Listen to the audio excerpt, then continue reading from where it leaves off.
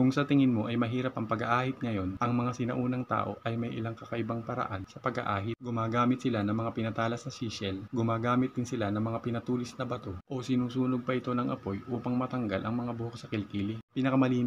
Ito ang pinakamalinaw na tubig sa mundo na napakalinaw na makikita mo sa mismong bahagi nito. Gayunpaman, hindi ito tubig sa ilalim ng lupa, kundi isang sinaunang tubig ng malaking tipak ng yelo sa loob ng libu-libong taon at ngayon lamang natutunaw. Alam mo ba na hindi nasisira ang pulot? Natuklasan ng mga arkeologo ang palayok ng pulot sa sinaunang mga libingan ng Egypt na higit sa 3,000 taong gulang at perpektong nakakain pa rin. Kapansin-pansin ang mahabang buhay dahil ang pulot ay may natural na komposisyon na kinabibilangan ng mababang nilalamang tubig at asid. Ang Roma Latrine o palikuran ng Ephesus ay itinayo noong ika-unang siglo. Sila ang mga pampublikong palikuran ng lungsod na gagamitin ng mga mahihirap na mamamayan na hindi kayang bumili ng palikuran sa kanilang tahanan. Sa kulturang Romano, ang gusaling ito ay nagsisilbi sa parehong layuning panlipunan gaya ng mga paliguan. Ang pinakaunang kilalang reference sa isang vending machine ay mula kay Hero ng Alexandria, isang unang siglong Romanong Egyptian na inhinyero at matematisyan. Ang kanyang makina na inilalarawan ng kanyang mga isinulat ay nagbibigay ng alak o banal na tubig kapag may inilagay na barya. Ito ang tanging lugar sa mundo kung saan ang isang tao ay hindi maaaring bumagsak kahit na gusto nila. Talagang sa lugar na ito ng Airyland, ang bilis ng hangin ay nagiging higit sa 100 kilometro bawat oras na ginagawang napakahirap kahit na tumayo. Ang lansangan ng Pompeii ay maingat na plano upang pamahalaan ang labis na tubig dahil ang lungsod ay madalas na nahaharap sa pagbaha mula sa malakas na ulan at umaapaw. Ang mga kalye sa lungsod ay tinayo na may kapansin-pansing dalisdis at ang mga bangketa ay nakataas sa itaas ng kalsada upang panatilihing tuyo at ligtas na nasa ibabaw ng daloy ang mga naglalakad. Isang network ng drainage tunnel na higit sa 450 metro ang haba ay tumatakbo sa ilalim ng lungsod at kinukolekta ng sistemang ito ang tubig baha at inilalabas ito palayo sa lungsod. Sa huli ay pinakakawalan ito sa kalapit na dagat. Ito ay 2,000 taong gulang na napreserbang tinapay na natagpuan sa mga guho ng Pompeii. Hindi ka panipaniwalang mahusay na napanatili ang mga tinapay na nakarbonize sa pamamagitan ng matinding init ng bulkan.